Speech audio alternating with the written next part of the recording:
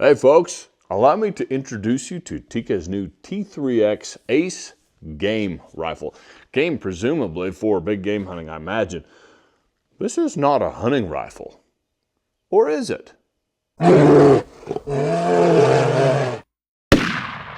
So, this is certainly not your traditional hunting rifle, right? It's got a configurable chassis, a semi-heavy barrel, and a lot of very modern characteristics that won't appeal to your traditional hunters. However, it also has some capabilities, some features that make it really appealing for the modern hunting crowd, and is a very good crossover rifle for use in PRS competition, NRL competition, and if properly set up, probably even NRL hunter competition. So let's take a deep dive into this rifle, see what it's got to offer, and then we're going to shoot it and see if its accuracy lives up to the Tikka legend. For starters, this rifle is built on a chassis that's configurable. It's got a really cool adjustable cheek rest with a spring-loaded stop, so you can clean over the top of it if you have to maintain your barrel. It's got Tikka's classic two-lug bolt with a good extractor and ejector in it. You can adjust the recoil pad up or down, but not at an angle for those who really want to do that. M-lock slot in the bottom of the chassis there, so you can put a bag rider on it or switch it out for a monopod, something like that if you like. Easily accessed magazine release right in front of the trigger guard. That's pretty cool. This specific configuration in Tikka's new T3x ACE line comes with a 5-round magazine. They're single stack, right? Traditional Tikka magazine. You can buy aftermarket 10-rounders for these, or you can get the ACE Target version, which comes with a heavy barrel and the wider double-stacked box magazine holds 10 rounds. This one's chambered in 6.5 Creedmoor, comes in 308 and some other popular cartridges. Pretty cool. Definitely an AR type grip on it. It's got a thumb rest and M-lock slots up front, built-in Arca Swiss rail in the bottom of the handguard forend, whatever you want to call it. And up front, I've got my SkyPod clamped onto that Arca rail. Yeah, it's an expensive bipod, but it's really, really capable and very good for precision shooting.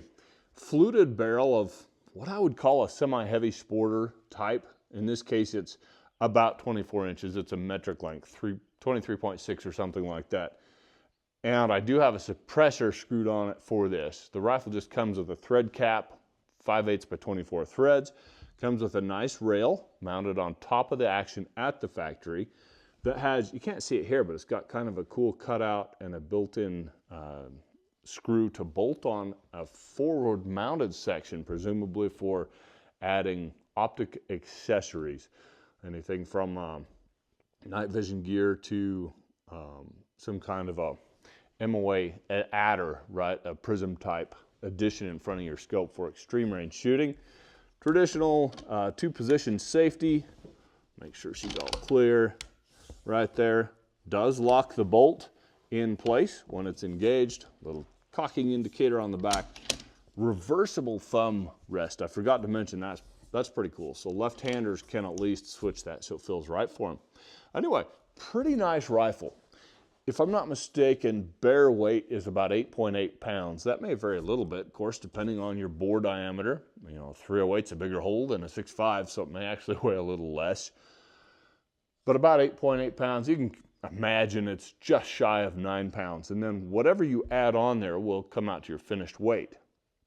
This rifle would make a really nice NRL hunter rifle if set up with lightweight accessories to get inside that 12-pound category for the open light category, which is my favorite. Stays with the spirit of the NRL hunter competition concept, right? You can go over that weight and still shoot in the open heavy category, NRL hunter, but if you're going to do that, may as well get the heavy barreled ACE Target version, which weighs a lot more. Gives added stability in the field. You'd still probably easily come in underneath that 16-pound max weight for that category. With this Night Force ATAC-R scope, the SkyPod, and that suppressor up front, I'm actually sitting at 13.5 pounds right now. And you do have to account for all those when you weigh in at an NRL match, hunter match. So I'd have to find a lighter bipod and a lighter scope. The titanium suppressor is probably fine. And without further ado, folks, let's put some ammo in this and see how she does. I've already bore sighted it. Hopefully that'll get us on paper at 100 yards. And I'm going to start with Socko's TRG Precision load here, loaded with CNR 136 grain OTM, open tip match ammunition. Let's burn some powder. All righty, we're going to fire up the Garmin chronograph and put some rounds on paper here. See how the new Tikka T3x ACE GAME shoots. That's a mouthful. Sorry folks, I did not bring an auxiliary camera to film the target, so I'll try and show you groups here in a minute. Check my parallax. That makes a big difference when you're trying to shoot itty bitty groups.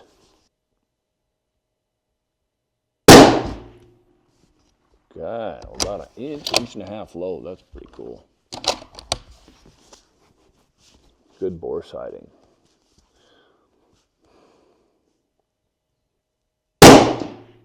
Holy smokes, brand new barrel, not even broke in, and those two holes are not just touching, they're kind of sharing a hole. It's like a peanut shape.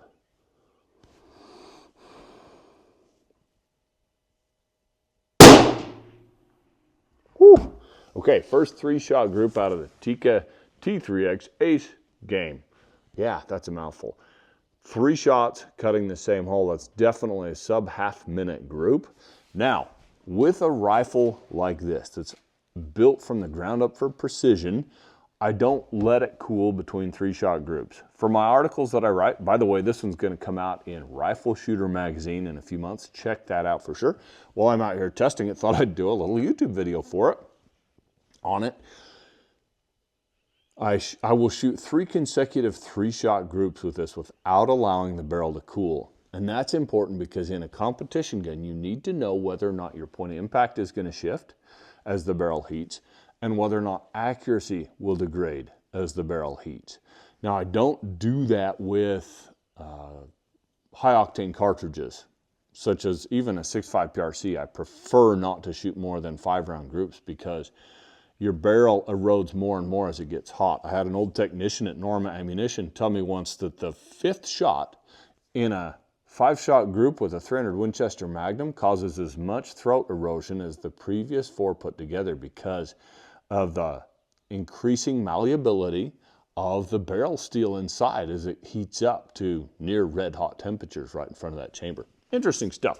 Anyway, so without further ado, let's press on and fire another 3-shot group with this rifle. Pretty promising so far. No barrel break-in, no nothing, and it's shooting, at least first group was just awesome.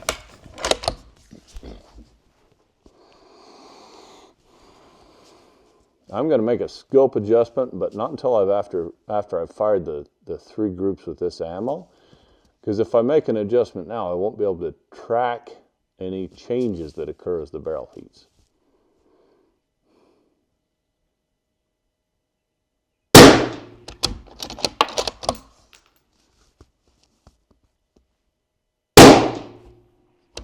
Oh my word. 1 hole. Small peanut shaped.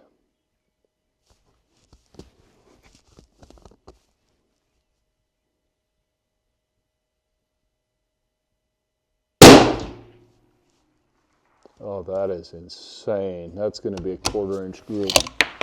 Oh, this rifle's on loan to me, folks, but if it keeps shooting like this, I'm going to have to send Tikka a check instead of sending this rifle back.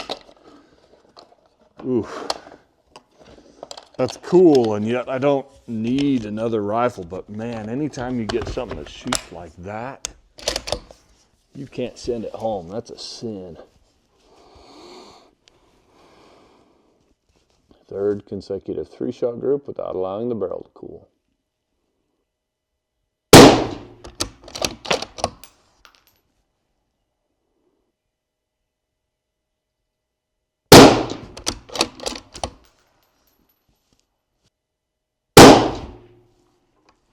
Holy moly, that might be the smallest group of them all. Folks, no barrel break in, straight out the gate. That ammo type is going to average way under ½ inch. I'm gonna grab that camera and walk down range. You gotta see this. All right, walking up on the target right now. Check this out. There's the first group in the center, this one right here. Brand new rifle, cold, clean bore. Second group right here. As you can see, in relation to my point aim, which was here and here, there's no shift. And then the third group is that tiny little bug hole. That is incredible accuracy. Folks, I could just about end my review right here and say this is a good rifle. But I won't, because I like to shoot. For those interested, I'm going to try and remember to talk about velocity with each of these loads. So with Socko's 136 grain CNR load, open tip match load, we averaged 27.78 out of this Tikka with an extreme spread of 39 and a standard deviation of 14 feet per second. Pretty good for factory ammo. Gonna delete that and start another load now. Okay, that Socko load was pretty uncommon stuff, hard to find here in the US, really good stuff. But let's try something that's more familiar to most shooters and really usually readily available.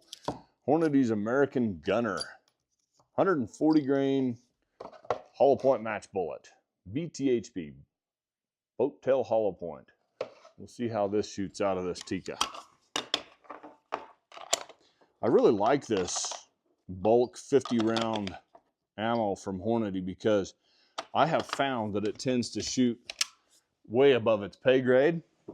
It's fairly inexpensive, works really good in a lot of different rifles. Not all, but it's good stuff. I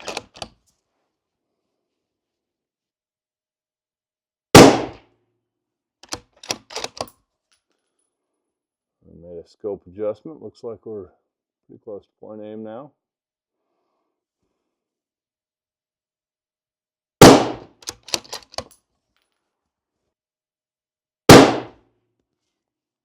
Gee, willikers. It's another ½ inch group. This time with what really most folks would call bulk ammo. Yeah, it's a match load, but American Gunner by Hornady.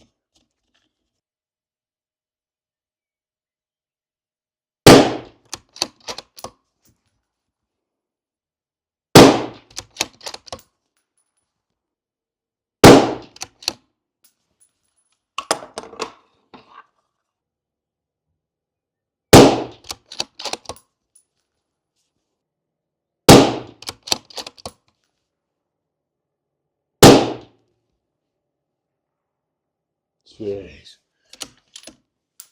Also probably 5 to 6/10 inch average accuracy with this load. Unbelievable. I'm getting a lot of Mirage. I'm gonna let this rifle cool really, really well. Then we'll shoot some more. A little trick I use when cooling a hot rifle. Pull the magazine, pull the bolt, and remove anything that's maintaining heat, suppressor cover, whatever, and then let that thing stovepipe. It'll create its own draft, you know, draw like a chimney when it's hot, and that barrel and suppressor will cool pretty quickly.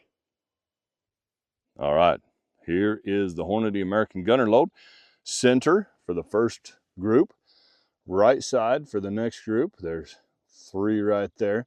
And then this was the final group, and it's tightest, but you notice how it's a little bit lower. I'm gonna guess that is because of the heat waves, the Mirage coming off that hot barrel and suppressor, causing some distortion in my aiming point, not from the barrel heating. Because that load with CNR, the Socko load, proved it's maintaining its point impact. Not quite as good as the Socko ammo, but geez, can't complain about that. All right. Average with Hornady American Gunner, 140 grain bullet, 26.29. Extreme spread, 27. And standard deviation is right at 9. That's pretty awesome. All right, we got the rifle cooled completely. Some Barnes Precision match ammo loaded with 140 grain match burners. We're going to see how she does with this.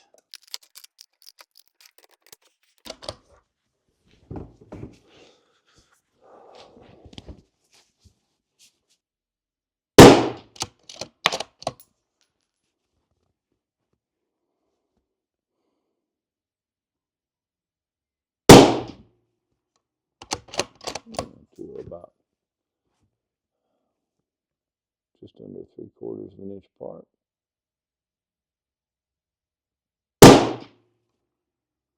And cut the first hole. That's probably 6/10 screw. Waste no time. We'll press on.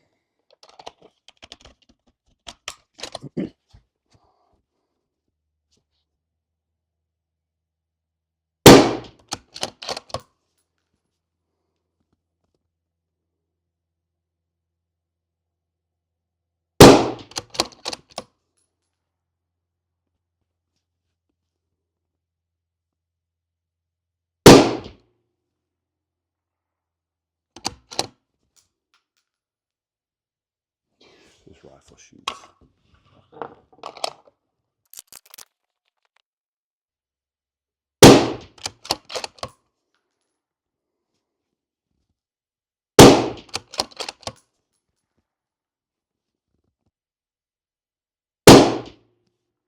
Velocity performance with the Barnes Precision Match. 2679 for average velocity. Extreme spread is 54. Standard deviation is 15. All right, here is the Barnes Precision Match ammo. First group, second group, third group. Maybe the least accurate when you compare it to the Socko above it and then the Hornady above that, but still, geez, great shooting. All right, we are halfway through accuracy testing, and I am danged impressed. This rifle really shoots. It hasn't thrown a flyer yet, right? Haven't needed any mulligans, which is usually my fault, right? The soft tissue in the system, or as my old shooting mentor liked to say, the nut behind the bolt.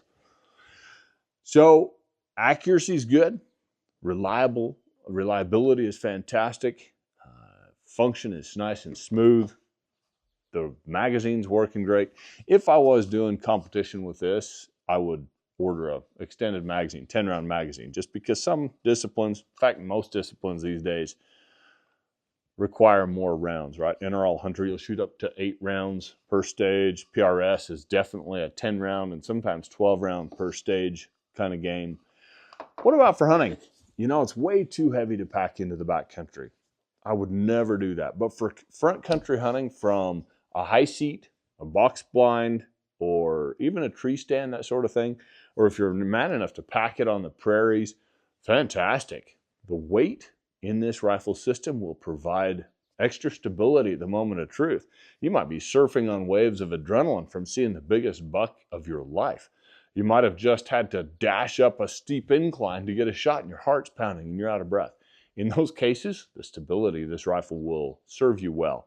I measured the trigger. By the way, it breaks at 2 3/4 pounds, so 2 pounds, 12 ounces. A nice, clean, crisp trigger. The chassis is comfortable, configurable. I like everything about this rifle for what it is, a crossover, open country, hunting, and competition rifle. Only other caveat I might offer is, being a chassis rifle, it will have the disadvantages of your standard chassis when hunting. The metal's very cold to the touch, especially in sub-zero temperatures. Woo!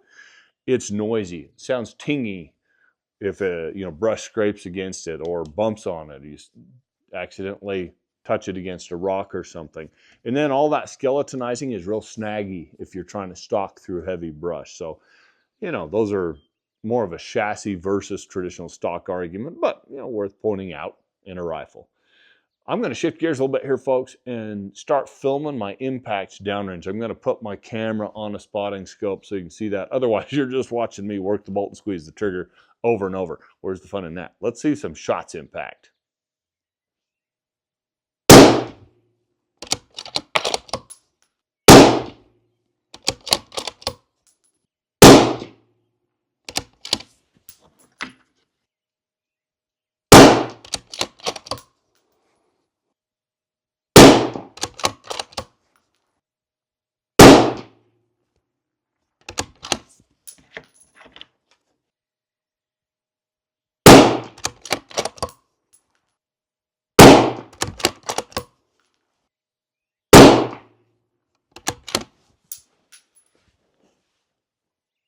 Reasonably good velocity and consistency with the Norma match.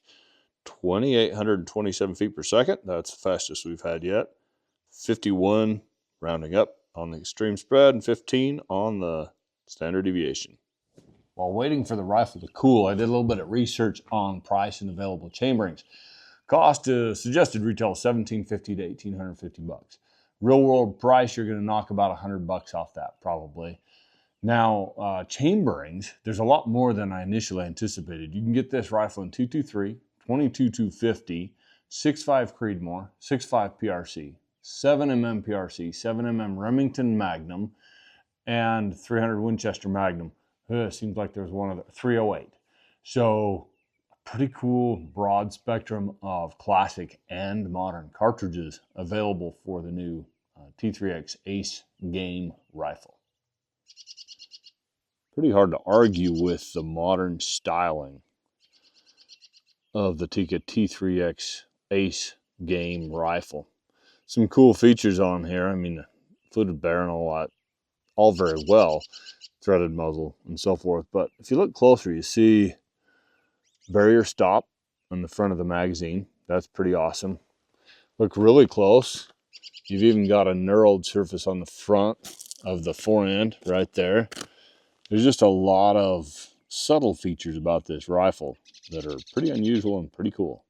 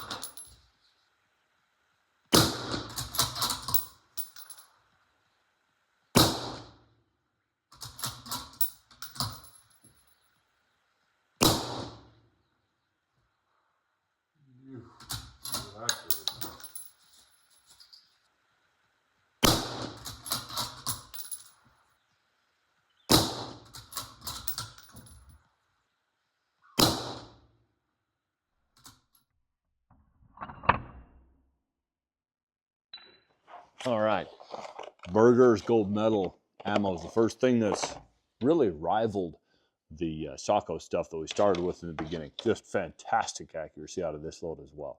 You sure can't complain about that either. That's pretty good speed. Let's see what we get for our overall. Ooh, I think that's best yet. 2812, average velocity, extreme spread is 24, standard deviation 8.6 feet per second with a factory rifle and factory ammunition. That, my friends, is extraordinary. All right, folks, we're going to do something really mean to this rifle. My daughter, Audrey, blew her knee out for the second time really badly in track. After a full reconstruction 2.5 years ago, she just had an even more major reconstruction.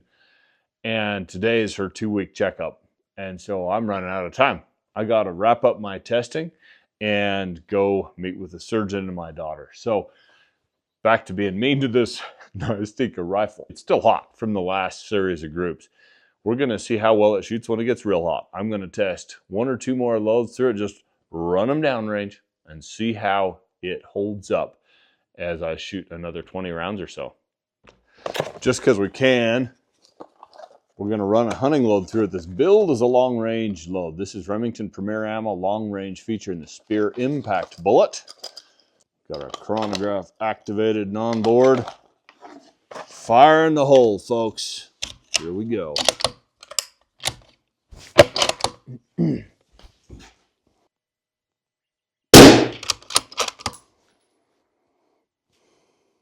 Got the X.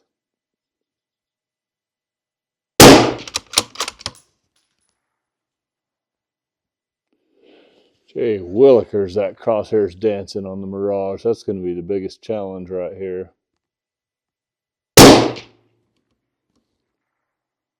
All right, I think that's a 1/2 inch group with the Spear Impact. in this Remington Premier Long Range Ammo. The heat coming off this barrel is something else. It's, even with this pressure cover on, it's pretty hard to get a consistent sight picture.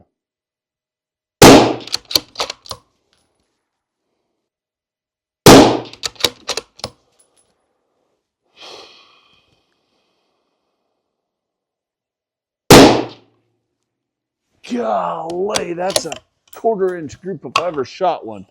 Maybe less. Hunting ammo and a hot barrel.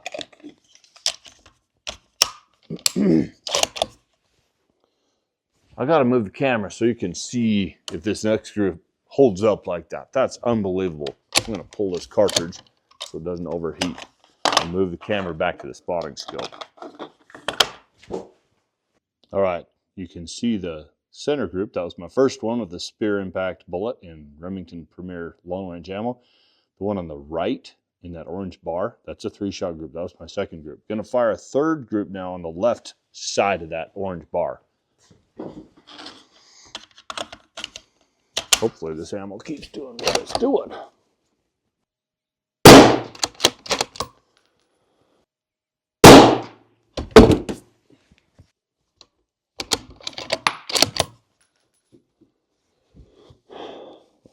That was funny. Third shot now going in this group, I hope.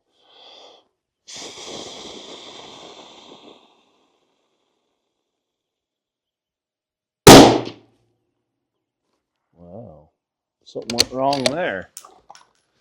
That was interesting. That's what you can get with a hunting bullet sometimes, where you get a slight anomaly caused by something or other in the ammo.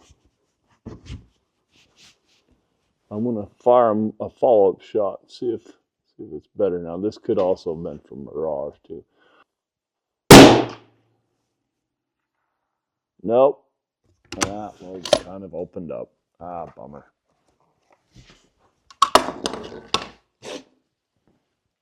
Remington Premier Ammo started fantastic, and then that last group opened up to about 1.25 inches. Is that the ammo's fault?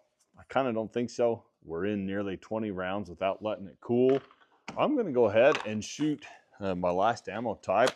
Nonetheless, we'll just see what happens. This is some Blem ammo, seconds, that I got loaded with Hornady 147 grain ELD match bullets. Usually really accurate stuff. Just so you can see it, we got 2,600 feet per second average, 38 feet per second extreme spread, 12 feet per second standard deviation on that last load.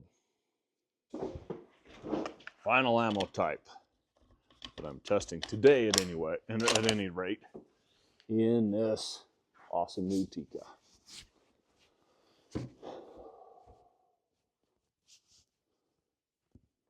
Lots of Mirage.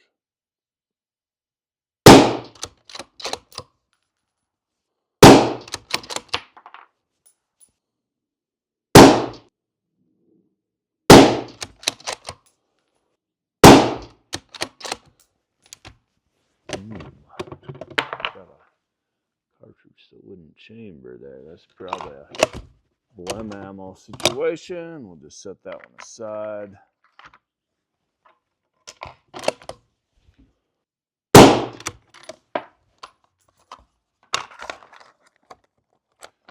This is like combat accuracy testing. Run it till the barrel smokes.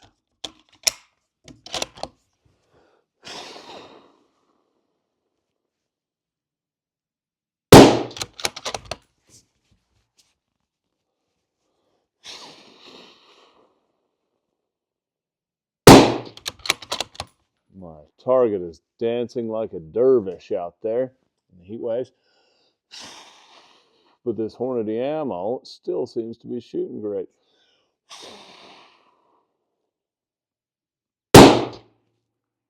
Holy moly. Let's run the target out there and see what the camera out to the target and see what we got. All right, I just ran down to the 200-yard berm. Okay, this is that Remington Premier with the spear impact. First group, second group. There's the one where it came apart a little bit. This was the Hornady 147, first group, second group, third group. And I'm gonna say, with the Mirage I was dealing with, that's pretty dang good. 30 rounds into a hot barrel. Awesome. Folks, this rifle shoots great even when it's crazy hot. I'm gonna say, I have no qualms about saying this is one of the most accurate 6.5 Creedmoor rifles I've ever fired in my life. I sure won't be packing it into elk country, but man, I'd hunt pronghorn antelope, Texas whitetails down long-reaching senderos, Kansas bucks across big bean fields. This is a pretty cool rifle, and if I can figure out how to get it under that 12-pound weight limit, I'm going to take it to some NRL hunter competitions as well. There is not a whole bunch that this Tikka precision hunting rifle can't do, except maybe climb into sheep country in high mountains. But, we'll have a different rifle for that. Thanks for tuning in, folks. This is one of those reviews where I was not just kind of surprised. I mean, I know these rifles shoot, but I've been blown away with how consistent this one is. I'm Joseph Von Benedict, and I'll see you in the backcountry.